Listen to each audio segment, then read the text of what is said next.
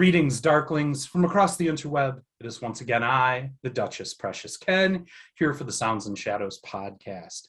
I'm excited here. Before we roll into our exciting guest, I want to give a shout out. There's a couple of really cool releases that just came out that I'll be working on a written review of. In particular, Kill Shelter has a new album that's available for pre-release. And the first single out from it features vocals from Agent Sidegrinder. Kill Shelter is always amazing. Pete is next level to me. His first album, Damage, that came out was my album of the year that year. Absolutely phenomenal. And this is no different. I've got a chance to listen. I can't wait to tell you about it, but go to Bandcamp, check that out. Kill Shelter is definitely one of the most interesting things happening in post-punk right now. So, I have an interview today that came to me from my dear friend Michael Nagy that does band interviews like me and discoveringbands.com. And he gave a shout out to somebody who was in the Sounds and Shadows group, but said, Ken, you got to get these guys on. They're doing something really next level, and I think it would be your vibe. So I started listening to it. I really, really liked it. And I'm excited to introduce from New Jersey, Cyborg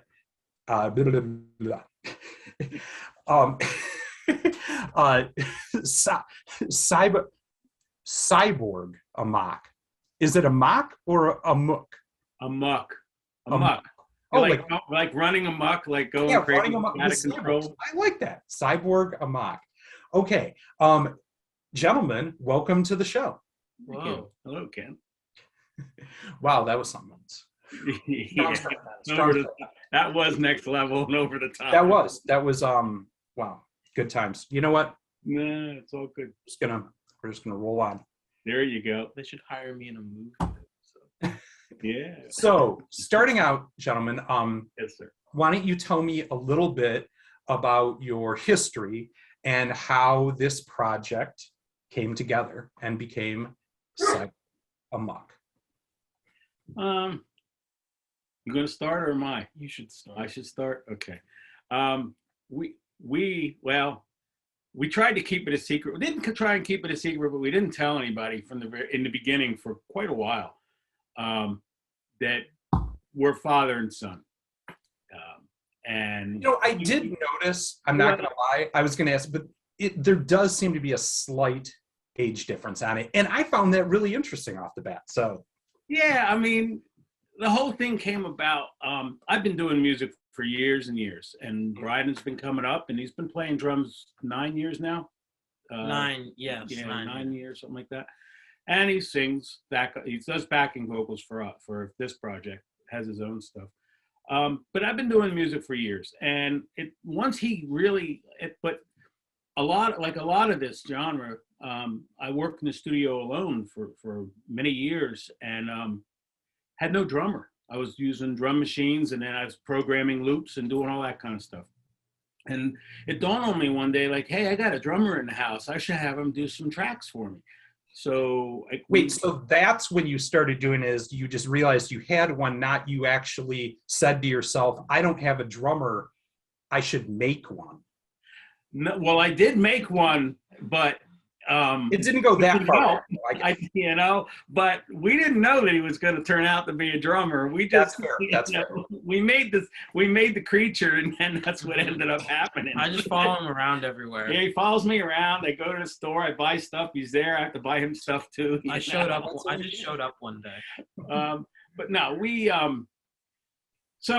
and that was in 2019, and I wanted to make the songs. Cyborg Amok came about as a band, and I wanted to make the songs more band oriented. So I brought in a guitar player locally. We did 3 songs to record an EP, and right after that happened, COVID came around. Right. And we were in lockdown. Obviously, Bryden and I live in the same house. We could keep going, but the guy that was with us couldn't. His wife wouldn't let him come out and play with us. Sure. So, and for justifiable reason. So we just kept going, and we wrote another 3 songs and got another guitar player to J.D. McGibney, who did it remotely for us. Mhm. And I mean, it sort of just has gone on from there. And so we put the album out last year. Mhm. Officially, we took the 2 EPs and put them together. Yeah. Put them out. Because we had 2 EPs, and then we're like, well, why are we doing this? We're not really even out there yet. So we put it all together, made one LP, which was our first official LP. And you know, now we're about to put out another LP. We've been working for. I was playing with the band for about a year, keyboards, and it was just taking up so much of my time, and I didn't feel like I was being productive with Cyborg Amok. So I left that project. And listen, they're a great bunch of guys, and I love them, and they're a great band. I needed to go. I needed for us to be able to do our thing. And Yeah. so, you know, so that's what, and interestingly enough, I mean, fast forward to last fall, Mike Nagy did an interview with me. Mhm. And we were talking like we chatted earlier, you know, and I'm like, you know, yeah, I can't get enough PR going, and I need somebody to help me, and I need management and blah, blah, blah. And he's like, you know, I've been thinking about managing somebody, and we live like a half hour away from each other. Like, Nice. Yeah. so I'm like, let's talk. So we talked about it, and so he's been hugely helpful. And so now we are putting a new record out. We just put a video out in January called from the last single release from our first record, Dancing on the Floor of the Sea of Tranquility. And then, I mean, that's basically the history of the band. It's just Bryden and I at this point. With the new record, we have a guitar player on one song, but it's so hard to find a guitar player and put a whole band together in what we're doing. It just seems like, you know, the guys that are really good are already involved in something, or if they can get involved and help you in the studio, they can't go and do it live. And ultimately, we want to play out live too. Yeah. So I mean, I think you already handled the hardest part, which is usually locking down a drummer that can play to electronic music. Like, that's the hard part. And you just figured out a way around that again by just making one. You know, that's a thing that I think a lot of people don't consider is an option on how to find a decent drummer in this day and age, is just, you know, bring one in. And I love the forethought that, yeah, you guys are in the same house too. So there you're, you know, during the lockdown already there. So no, that's really interesting. And the name Cyborg Amok kind of almost reminds me a little of one of my favorite band names of all time, the Electric Mayhem from the Muppets. What brought that name about and made you consider that for this project? Any special meaning to it? You can tell a story. You know the story. I do know the story. It basically started out after. I mean, he's getting kind of old, so he got he has 2 knee replacements and a shoulder replacement. So I was telling him he's basically become a cyborg. And he came up with Amok on his own, and he was trying to come up with a band name. So it was like, Cyborg Amok. That's so cool. And so it has the meaning of, between the two of us, an inside joke of me keep calling him a cyborg because he keeps getting things replaced. That's awesome. So you guys do, I mean, obviously there is an age gap here, and you know, you're rocking your Post Malone shirt. And how did this blend of kind of your music styles, or maybe what you came up on, come together where you guys could have a cohesive idea of what the sound of Cyborg Amok would be? Cyborg Amok evolved organically. It really has. I was in the 70s hugely into Prog as a keyboard player, but I couldn't play like those guys. Couldn't play like Wakeman and any of those guys. It was so. But when you say Prog, are you talking like like Crimson, Rush? Yeah, Crimson, yes. Genesis, Jethro Tull, Pink Floyd. I'm still like a huge Pink Floyd fan. What's your favorite Floyd album? My favorite Floyd album is Animals. Animals? Okay, good pick. I'm a weird one. I'm a Final Cut guy. Oh, are you? Okay, but that is a weird one. That is an obscure. It's kind of an obscure one. It's really more of a Roger Waters solo album almost. Yes. So you were kind of into the prog scene and things like that. And then I started listening to the Cars came out, and I'm like, wow, cool keyboards, simpler stuff. I can play that. Then I'm thinking, then Gary Newman's out, and then I'm like, oh, I can play that, and I still listen to Gary Newman all the time. Newman still rocks. One of my favorites. And then the whole '80s synth pop thing, the early, post-punk before it was really post-punk, goth before it was really goth, started happening, and that's where I gravitated to all that, and got way into Depeche Mode when they came out, Orchestral Maneuvers in the Dark, all that stuff, and Zymox. When I first listened to them, they were Zymox, and then I realized they're like Clan of Zymox. Clan, yes. Yeah, but that was for me. Right. So all the stuff I was writing was coming from that direction.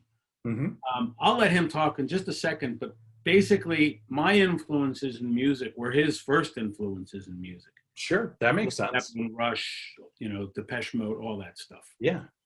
As he passes it over to me, like he said, basically it started as my music taste it started as like stuff like, you hear this stuff on the radio that was relevant, but he really started, we go somewhere and he'd put on like a Rush album, or he'd put on like a Pink Floyd album or a Led Zeppelin album. In the beginning, it was very heavy Rush, a lot of Rush, a lot. Makes sense why you became a drummer. Yeah, and I heard Subdivisions and Far Cry, and I was like, I want to be like that guy.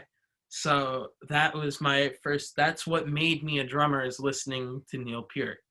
And so it kind of evolved. I got more and more into a lot of that stuff. I listened to more and more, and I got into I got heavy into Pink Floyd, Queen, Led Zeppelin. All of his influences became mine. And then as I started to grow up a little bit, I started to, dive into, I started to look at the contemporary and modern stuff. Sure. Is where, I guess, find your own path. Yeah. Yeah, I started listening to everything. And it's kind of just gone downhill from there, because I can't tell you what my music taste is now. Like, I listen to everything. I could go from I tell everyone all the time, I could go from listening to Art Blakey's Moanin' to listening to like a Post Malone, or even like I'll go farther into rap and like a Polo G or something like that, and then go all the way back to like an Alice in Chains song. Yeah. Something by like Alice in Chains. Well, you were telling me today about how you've been listening to Dio. Yeah, and then a few of my friends started getting into. Then all of a sudden this past year, I got super, super heavy into Black Sabbath. Like, I always thought Ozzy and Black Sabbath was cool for like the past few years, but I've now really started to dive into it and get into more metal stuff. See that? I'd like to see that. That's great. I'm also huge into like, I guess it's pretty much everything, but I'm heavy into like metal, very heavy grunge, and even if it's modern music, I kind of delve into more of the, I guess, creative side of stuff. I love 80s music. But I guess creative as in like, I don't know, like mixing a bunch of genres together. Or like, I guess Post Malone's a great example of like my music taste. It's kind of everything. Yeah. I mean, if you listen, you have the first LP. And a couple of things that people have said about that, and people have asked me about, is that, like, a lot of times if you listen to a band, you listen to every song, and you can tell it's that band in every song. They got it. There's this thread that goes through the whole record that's kind of. You hear a Keith Richards riff, and I can spot it from a mile away. You know that sound. Sure. Yeah. But with Cyborg Amok, you can't, like, when you listen to our music, it goes in different areas, different places. It's all dark. It's all based with, a lot of keyboard foundation beds, keyboard playing that I'm playing. My vocals are dark, like a Dave Gahan kind of a thing, or a Sisters of Mercy kind of a vibe. But the music, it really is organic. I'll write a song, I'll sit here and I'll write a song and I'll come up with everything and I'll put in a basic drum track, like this is the idea, buddy. Click track, right. Take it, yeah, and he'll just take it and turn it into whatever you hear on the record. And he's gotten, when we first started, he was pretty apprehensive in the studio, but now, because I take him out to a studio to do our drums and vocals, because we can't do them here in this studio. This is really just mainly an electronic studio. So he's gotten really good now. Like it used to be, he was apprehensive, he would sit and listen and just do his parts. Now he's actually coming up with his own parts, and he'll come back in the room after he does something and listen to it and say, hey, I think I can do better, or you know what, I want to change that. So it's become a great experience from that standpoint. The two of us, now we're really starting to write and produce together the stuff. So, and the new stuff you're going to hear, the new record is going to be the same kind of thing as the, sorry about my dog. Oh, the you're same all right. kind of thing as the first one. There's a lot of different stuff on it. It's very dark. There's one cover. We finally did a cover. I've never done a cover before. We did one cover, which is going to be the very first single that comes out. And then, are you going to tell us what it is, or is it a secret still? Yeah, it's a cover of. This will be the cat out of the bag moment. It's David Bowie's Golden Years. Oh, classic. But what we didn't want to do was redo David Bowie's Golden Years as a cover exactly. So the cool thing will be when people hear what we've done to it. Nice. I mean, that's always what you want from a cover. And I like to hear you guys say that. And especially when I see you guys and meet you and hear what a generational, gap of sounds and things you're bringing. Because I don't know, I always say the Beatles kind of wrote every chord progression everybody's going to write from now until the end of time. They had 300 and some songs. And so it's hard in 2022 to truly come up with ground no one has touched yet in music. More what it's about is synthesis and bringing genres and ideas together, and like you said, making it your own and fine. So no, I think that's great. And I do hear a lot of that in your music, in terms of kind of blending these styles and these ideas to make it fresh. So that's very cool.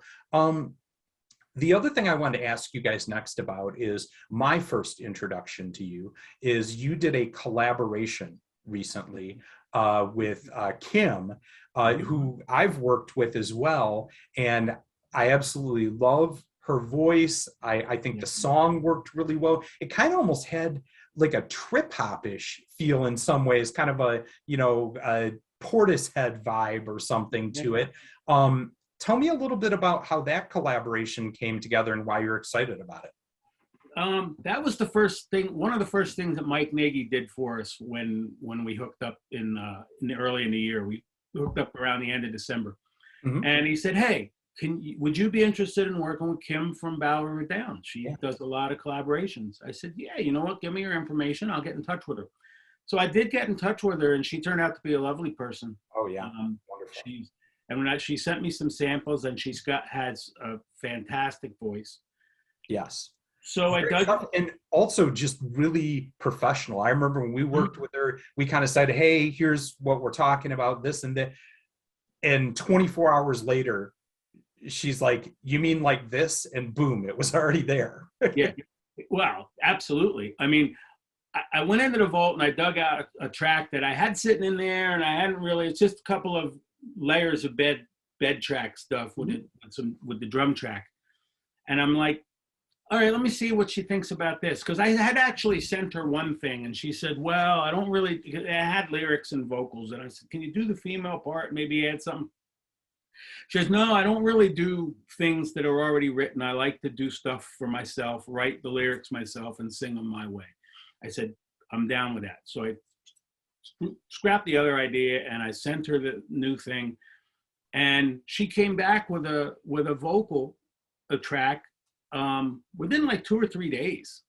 Wow. And the lyrics she wrote were so dark and like they were just so cool and mysterious and like, what is she talking about? But it sounds great, you know. And all of her inflections and stuff. So I basically took her vocal tracks and I cut and spliced it and added and put some effects and did my producer stuff. And then I went back and I added synthesizers in layers and stuff in between the vocals and let it all weave together and give it the whole vibe that it had. And I was really happy with it. So I asked her, I told her I wanted to put it out. I let it sit for a little while. I didn't put it out right away, but the other day I said, you know what, let me just put this out there. And overnight, I won't say it exploded, but it did really well right off the bat. People love it. I am excited about it. And if you listen to the Cyborg Amok stuff, and then if you go to the Bandcamp where Cyborg Amok is, that's my record label site, and it has a lot of stuff of my solo material and a project I did a number of years ago called Umbra. And then you listen to the Bow Ever Down. It's different than anything that I've released before. It's kind of a little EDM-ish and whatnot, and I'll give him a little shout out because it's going to come out probably next week. I did another collaboration with a producer songwriter named Chris Halo Pierce from Halo Askew. Yep. And he's a great guy. I asked him, I said, hey, look, I'm looking to do some collaborations. You got anything laying around? And he sent me this song. And basically, I took his vocal and built a whole layer of music underneath of his vocal and did some, back and forth, moving vocals around and doing some producing things. And so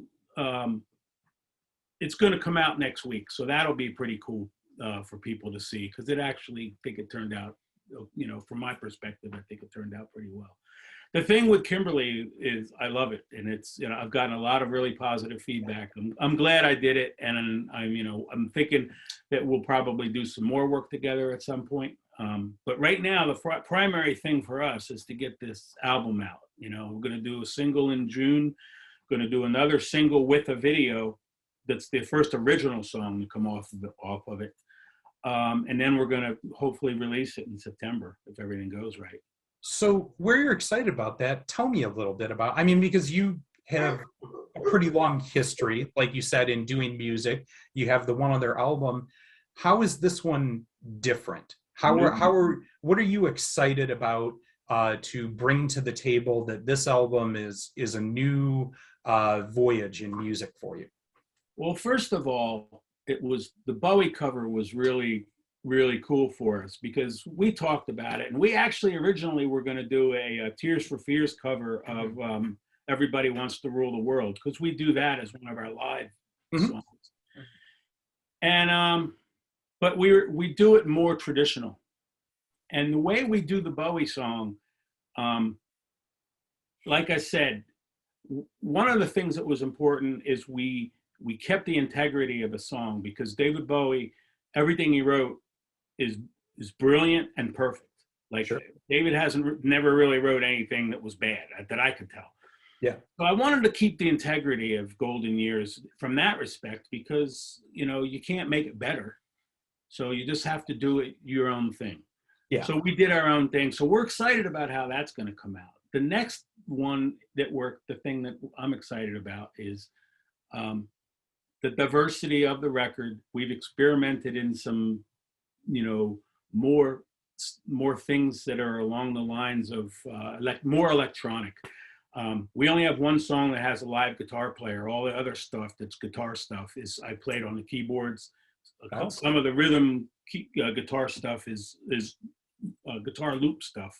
Yeah. But other than that, like riffs and all this, stuff like that, it's all stuff I've played on the keyboards and with all the other stuff. I don't know. What are you thinking about? My own ideas that I had for it, or my sides of it, I'm definitely excited about because I definitely also somewhat tried to dip my own ideas in there. Like he was saying before, I was more apprehensive in the studio, and now I'm more into it. So I'm very much excited for my own influences. And Yeah. you know, one of the things that I think I really tried to bring was a lot of my more so strength. So I feel like I tried to be more creative with the drumming, especially. I, Sure. I already tried to have some ideas before, but this time I really tried to make a lot of it my own. And some of it's, you know, you know, I don't know, like more, I guess, creative. Some of it's more straightforward, but with a little, I tried to add a little bit of spice here and there. But Yeah. I think I tried to bring a lot of my strengths, and I tried to, one of the things, with my own stuff, I'm a pop artist or I'm a pop writer. That's just what I am.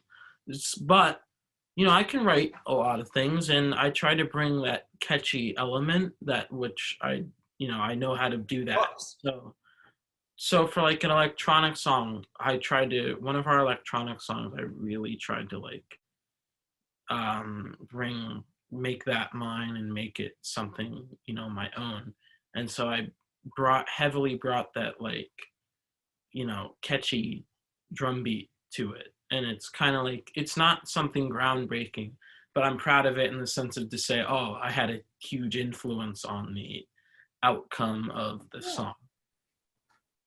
So, oh, go ahead. No, I'm just going to say one of the other things, I mean, with this record is on the last record. I mean, Bryden sings, he gets it from his mom. He doesn't get it from me. He sings really, really well.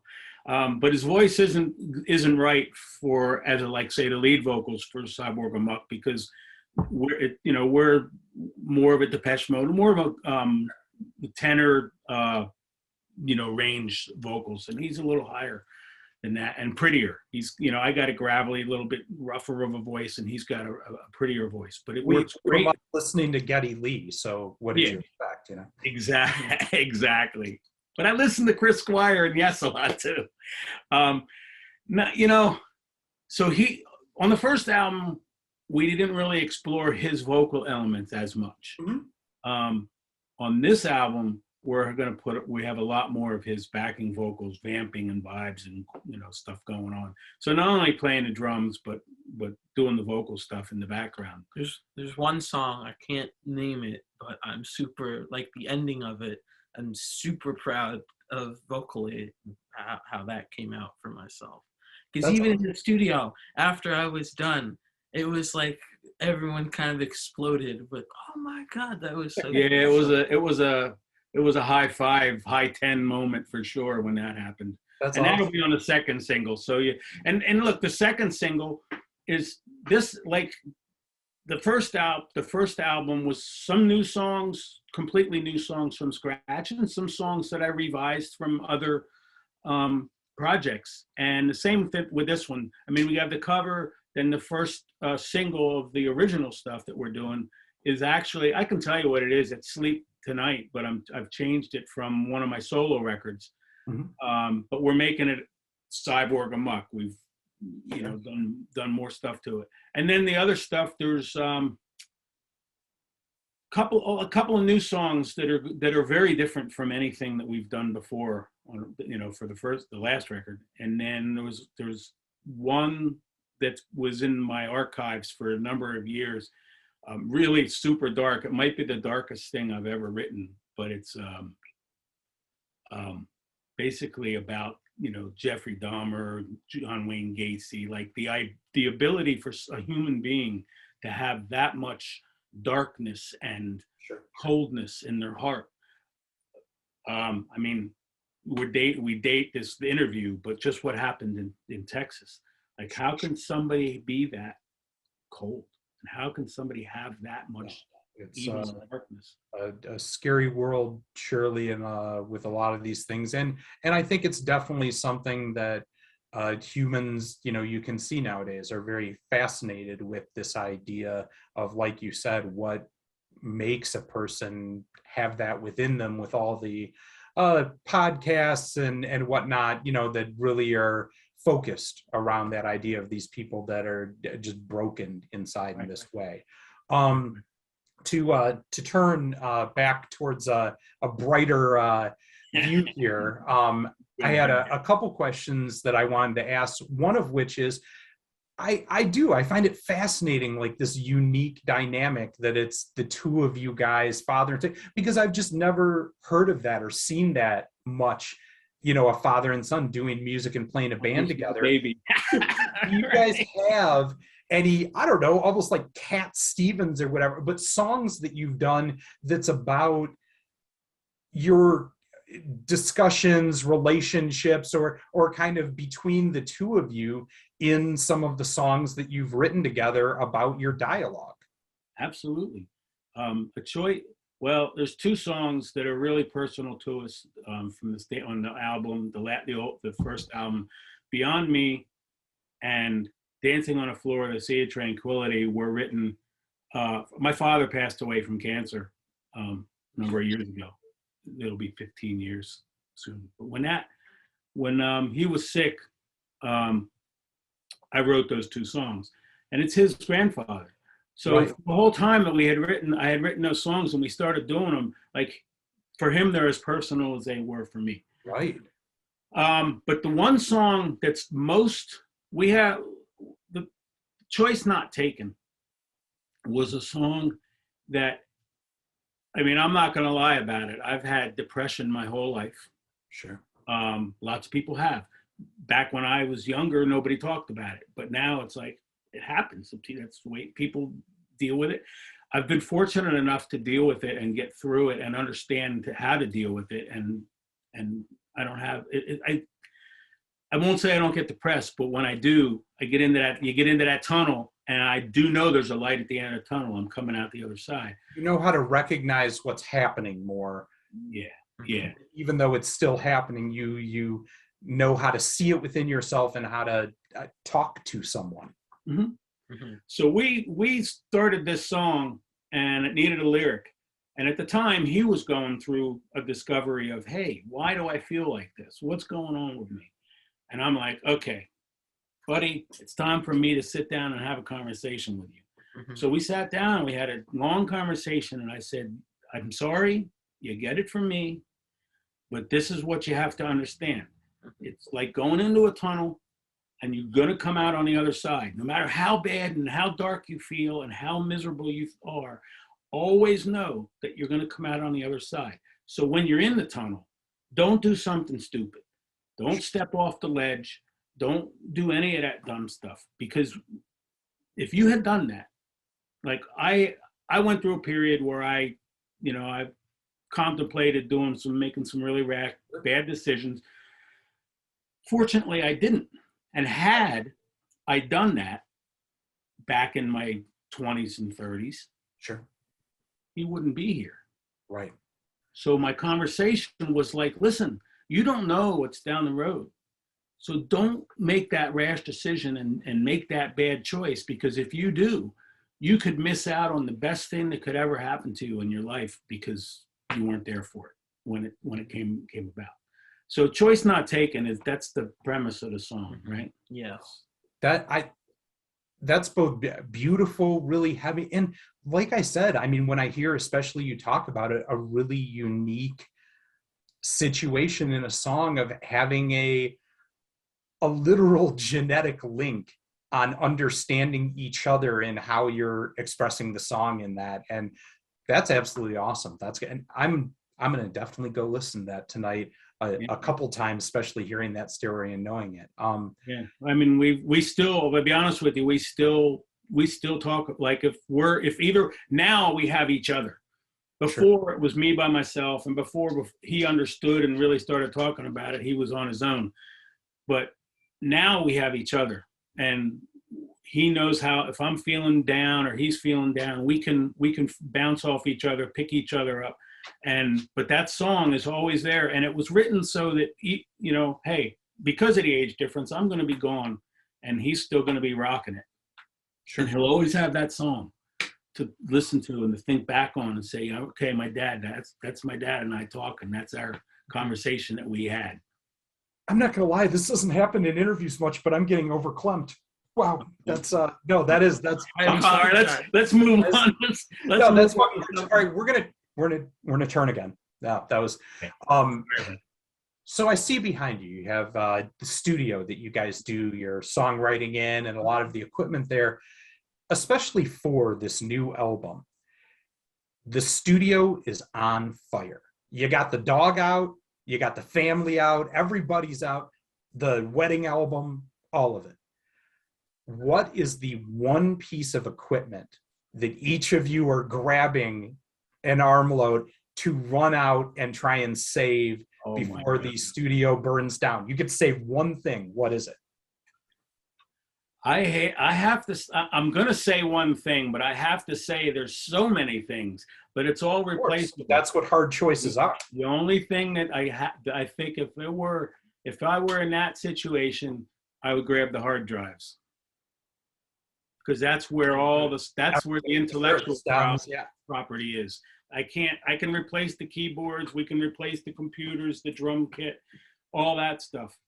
We can't replace there's some, there's songs that I've forgotten about that are on those hard drives, that, like the one with Kimberly, I had completely forgotten about that piece. And I went back and looking through my hard drives and found it, and it turned out to be a great song. So I think for me, the hard drives. What do you say? Oh, you completely stole my answer. I was going to say the hard drive or the computer. What? See, so you guys would bump heads running for the same thing. It's a good thing I asked this question, because now you can make a fire plan going forward so you don't both go to save the same thing. I have two hard drives that are really important. One's holding all the information for the current album that we're building, and the other one is full of stuff from all the other projects. So there's two of them. So we'll end up. Well, that's fair. So you can each get one. You should mark who's in charge of what. The other thing I want to ask here is, we're a music review page, Sounds and Shadows first and foremost. And so I always like to hear, when I talk to an artist, what's the new music that you're listening to that's inspiring you, so that other people are aware of kind of what's fueling your jets. Each of you give me a couple things that you're listening to and excited about right now. You go first, since I talk. Me so go much. first? Oh my God, so much. I've thought about it beforehand, but it's like, you know what? I'll go the classic route. They're not, some of them aren't new bands, but some of them, I'll say some new ones. Right now, I mean, It can be any genre, whatever you're into. Post Malone's coming out with a new album, so I'm super excited about that right now. Like I said, I'm listening to a lot of Black Sabbath at the moment. Classic. Nirvana, Alice in Chains. You're into a grunge phase.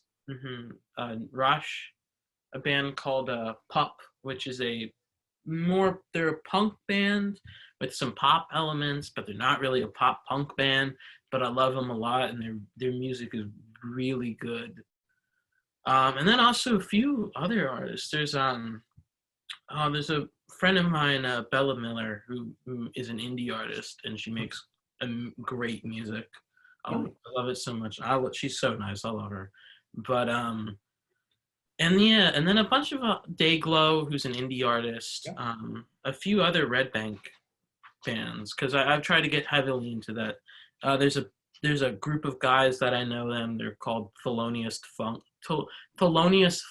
and I love them. They're a super great group of guys, and their music is super inspiring. So that's pretty much a lot of it. I would think of more, but there's so many, and some of them I can't remember the names of. Sometimes. Also, a lot of jazz at the moment as well. Okay, yeah. He's all over the place. Coming with the jazz. I like it. He's a performing arts major at a performing arts school, and so he didn't tell you that he plays in a VFW big band jazz band on the side too. That's another one of his side projects with a bunch of like 50, 60, and 70-year-old people. I've been there, and I played jazz band when I was younger too. I was a horn player. Oh, nice. I played guitar, so. Oh, so you would have definitely played in a big band. I did, and also for my dad, the Marine, going to a lot of VFW stuff. So yeah. Yep. Do you have any couple bands you'd like to shout out? Well, interestingly enough, this guy tonight, just before we got on the air, turned me on to this band called Palace Ideal, and I listened to 2 tracks, and I'm like, okay, I'm going back, and I'm buying it and listening to it because it was right up my alley. You like new, right? Listen. This is beautiful. I love to hear it. Peleus IDL is a Danish band, my good friends, and John Edwards in particular, that does the vocals and guitars. When I heard your music at first, his voice and your voice have a kind of a similar vibe, and even kind of, I would call them of new post-punk and gothish music, kind of the prog-ish version of that. They have a lot of, where I think influence of Killing Joke or King Crimson, or and I brought that up to them before. So yeah, when I heard you, I thought, man, that kind of has like a cool Peleus IDL vibe. So Peleus IDL, I'll remember that.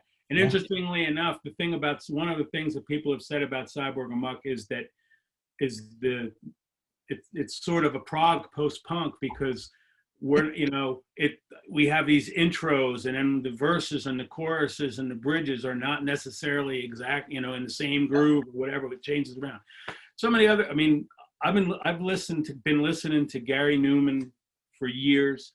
I've been listening to Depeche Mode for years. I still listen to Rush and some of that other, and a lot of that other prog stuff, but my go-to is always either Depeche Mode or Gary Newman, probably for the last 10 years. Sure, can't go wrong. And Newman just put out an amazing new album just a couple years ago, and My Name Is Ruin, that I think is one of the best things he's ever done, and doing that, later in his career. So, and I saw it live, and amazing live performance. So I just saw him in Webster Hall in New York in March or whenever he was there. He's amazing. I'm going to give a shout out to a couple of bands though that I haven't listened to their stuff, like ingrained it in my brain yet, because I'm still listening. But Cloud of Ravens, who I was turned on to, wonderful, through Matt and Beth are amazing, super cool people. I think I found them on your page. Quite possible. I've reviewed them and interviewed them. Yeah, they're awesome. Actors, of course. You definitely hear me talk about them a lot, I'm sure. And then there's a local band that is really a great band, and I'm going to shout out to them because you can go to Bandcamp and find them. Exceptional musicians. Their lead singer she's like a Kimberly. She's just a brilliant lead singer. Band called Daughter Vision. Oh, okay. I don't know them. I'll have to look them up. So look up Daughter Vision. They're sort of a DIY band, so they don't have the glossy, like I spend a lot of time doing, making sure the production on our records is really tight and right on. I get it mastered by a really high-end mastering engineer. They don't go that deep into the production elements, but their music and songwriting and the whole concept of what the band Daughter Vision is about is really, really cool. So if anybody's out there and wants to check out a new cool band, Daughter Vision would be somebody I'd recommend. I'll make sure when we put the interview out, I'll put links to all of these, but I'll get Daughter Vision off Bandcamp or wherever they have their music at, and we'll make sure to put a link. So it's been wonderful having both of you on and hearing this story. We always like to, here at Sounds and Shadows, spin out to one of your tracks that you feel, if someone was going to listen to Cyborg Amok for the very first time, to really take away the ethos of the band, what is the track that you would like us to spin out to share with all of our viewers? I would say probably Dancing on the Floor of the Sea of Tranquility would be the one to go with. Beautiful. And we just put the video out. So there's a video you can use that came out in January. So we'll make sure to share that. Why that one in particular is exciting? You have the new video out for it, but why does that one jump to your mind right away that people should be excited to hear it? Well, first of all, it's really significantly, probably for me, maybe one of the most significantly personal songs, other than maybe Choice Not Taken, because that's really between us. But It was a really important song, and we enjoyed playing it. We really enjoyed doing it on the record, and I think it encompasses pretty much everything about what Cyborg Amok is about. It's got a live guitar player. The engineer in the studio does our bass tracks for us, Adam Vaccarelli. I'll shout out to Adam at Retro Media. He's a great engineer and a good friend, and it really helps us a lot. But he plays the bass parts, and in that song, I give him the bass parts that I write on keyboards, and he plays them, and he just nailed them and made them sound so alive. But I just think that song, out of all the songs on the first album, is kind of the one song that I point to. If you're going to listen to Cyborg Amok and you want to listen to one song, that's the song you should listen to. Well, wonderful. From us here at Sounds and Shadows, this has been an interview with Cyborg Amok, and this track is called Dancing on the Floor of the Sea of Tranquility. For all of you out there in interweb land, keep it dark, yeah.